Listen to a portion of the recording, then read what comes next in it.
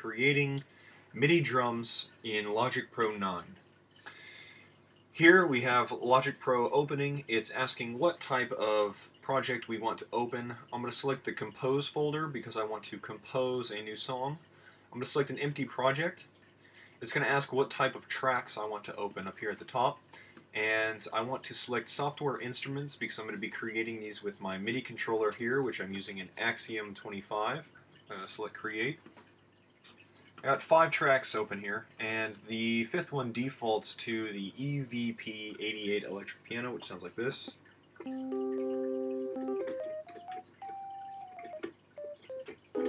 But like I said, we don't want a keyboard, we want drums. So we're going to select, actually, you know, we can delete all of these tracks that I created, those extra tracks, because we're going to create duplicates.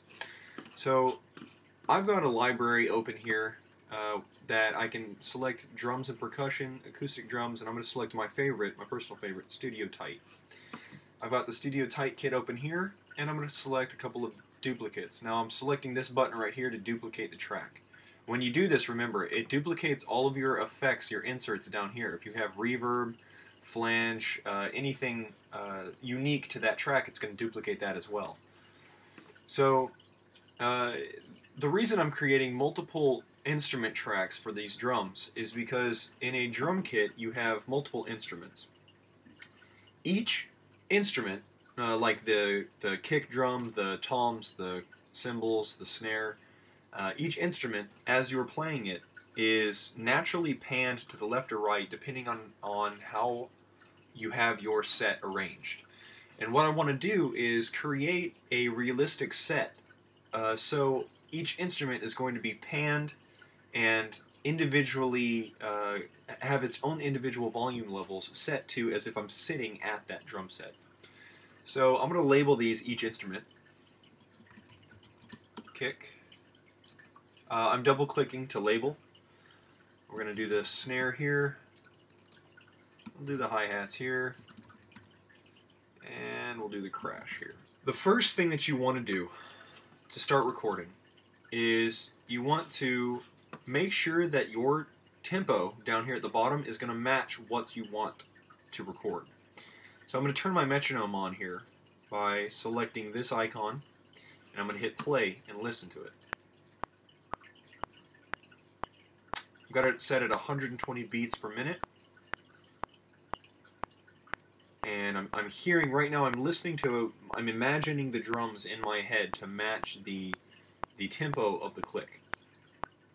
Okay, that sounds good. So I've got the kick drum armed, and like I said, I've already got it selected on Studio Tight. So I'm going to go over to my drums, find the kick drum, which I've got assigned to my C14 pad.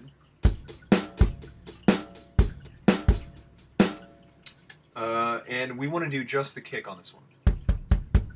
But what I'm going to do is I'm going to record that specific drum loop, and just because it's more natural for me to keep the tempo when I'm doing all the instruments at once.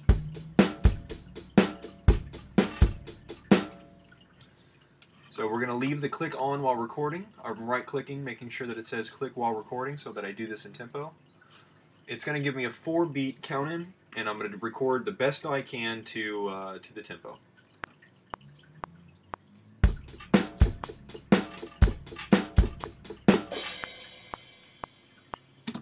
So I think that was pretty good. Sounds like it's lined up. Let's listen to it again.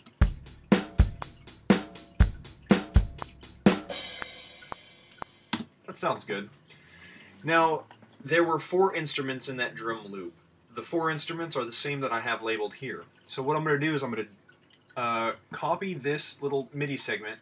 I'm going to hit stop twice to throw my, my meter, that white line that moves whenever it's playing, to the front, so that when I paste it, it throws it back at this beginning. So make sure that this little this counter bar right here is located at the beginning of where you want your pasted clip to start. If it's not, then you're going to paste it out of sync with the rest of the song. There's another one, and we're going to do one more for each instrument. Now what's cool here is each one sounds exactly the same. Now Now the gain is super high because it's layering 4 MIDI instruments on top of each other playing the exact same thing, and we don't want that. So I'm going to go into my kick drum track. I double-clicked to open the piano roll view, or you can select piano roll view down here. I'm going to identify the kick drum, which is this right here, C1, and I'm going to delete everything out of here that is not the kick drum. Okay, I've got it all selected, and delete. So I've just got the kick drum here. So I'm going to solo this track by clicking the S, and I'm going to listen to the kick drum. Start at the beginning. That sounds pretty good. I want to make sure that this is in time, so what I'm going to do is I'm going to select these, and I'm going to quantize them. Going up to this bar right here, I'm going to quantize them to, we're going to say 16th notes.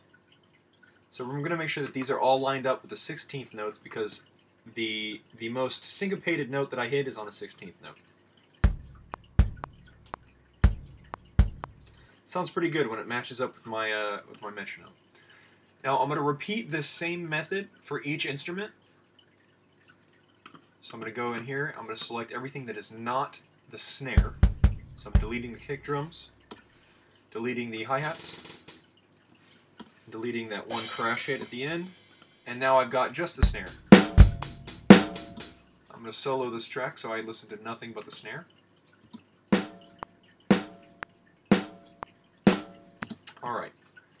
Select all 4 of those, quantize those also to the 16th notes. It slides these around. What that does, quantizing, it slides them around to make sure they match on the downbeats of your tempo. So let's listen to that again from the top.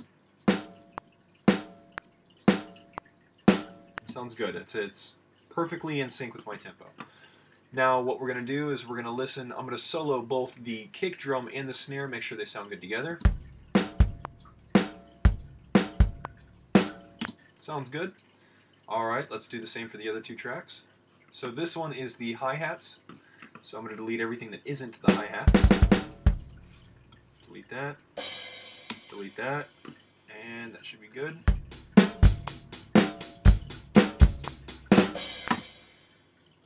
Alright, let's quantize them, just like everything else. It's a lot of repeating. Alright, they're quantized. Let's take a listen. Sounds good. Now you could hear the other hi-hats on top of that from this unedited clip that is not matching up. That shows you that there's a difference between what we've done and what we originally had. Alright, and now we're going to do the crash, which everything but the crash. Get rid of those. Now, for the sake of making the drums sound natural, I'm not going to quantize the crash so that it comes in at more of a natural feel, as if you're swinging your arm around, hitting that crash. So, let's see here.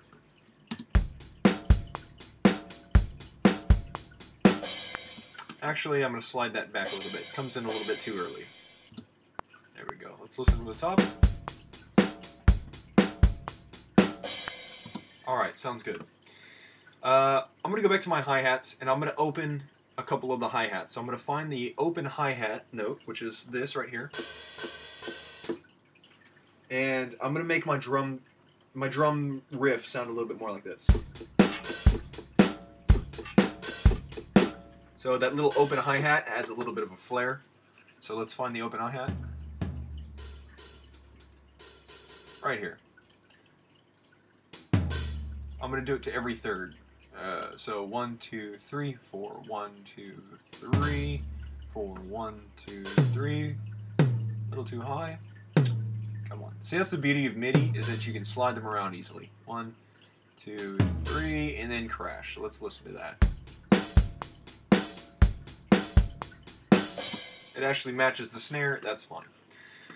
The next thing you want to do to make your drums sound awesome is to pan them left and right based on where they are in the kit that you're sitting at. I'm going to go to my mixer view down here. I'm going to select the track that I want to pan, which the first one is going to be my kick. Now, the kick is actually quite centered. It should be maybe a little bit to your right, depending on how you have your set up, but I'm going to leave it dead center, so I'm not going to change that at all. The snare, I'm going to pan a little bit to the left, probably about 25. And that's going to put the, I highly suggest listening to this with headphones on, so if you have headphones, pause the video, throw your headphones in your computer, and listen to it, so it really accentuates the panning of these instruments. So that throws the snare a little bit to the left. The third one is the hi-hats, which the hi-hats are far left. So I'm going to put those at about 50 sounds good. Let's listen to that. Now that made them substantially more quiet, significantly more quiet. So let's turn the gain up a little bit and listen to them again. Make sure that they match the rest of the kit.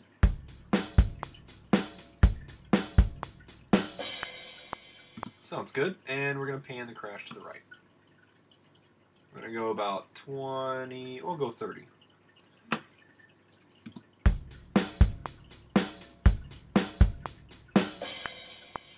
I'm going to lessen the panning of the hi-hats a little bit. We're going to make those go just a little bit further than the snare. Let's listen one last time.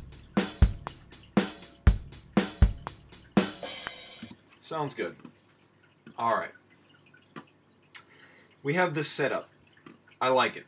It sounds good. So what we're going to do is we're going to bounce these tracks in place. Selected all of them. Right click and bounce in place and normalize everything default just fine. So just muted that, now it's an audio file. That's an audio file all in tempo. We're going to go hover our mouse over this and we're going to loop it so that it loops 4 different times.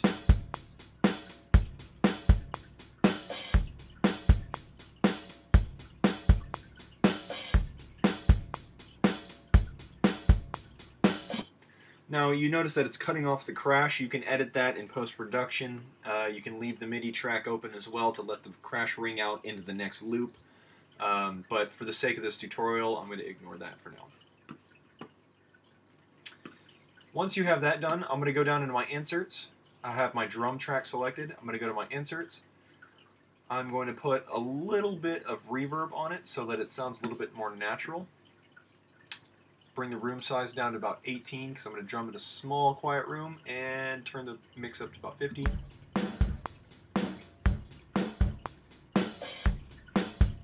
There we go. So play with your settings a little bit on the reverb until you get it exactly how you want it.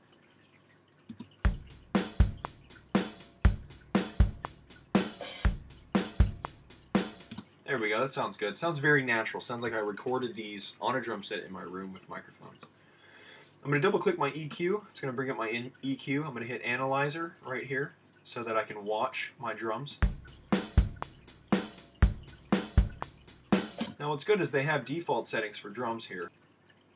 There we go, that'll sound much better. Jazz snare sounds pretty good. It makes it a much brighter, crisper sound when you're drumming.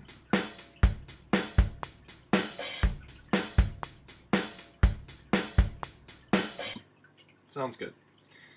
And that's pretty much the basics of your drum track. You're going to record your drum recording on one track and duplicate that recording. You're going to delete the individual items that are not related to that specific track's instrument. You're going to go into that instrument and pan it as if you're sitting at your kit. You're going to bounce them in place by selecting all of the tracks and right-clicking and clicking bounce in place, which gives you an audio track that you can then add reverb, equalize, and compression to, or any other effects that you want to add to your drums. You're going to hover your mouse over the top right of the MIDI to find your loop icon, and you're going to drag it to the right to loop your drums as many times as you want to loop them. And that's pretty much it. If you have any questions, feel free to message me. And this has been Mike Gibson with a Logic Pro MIDI drums tutorial.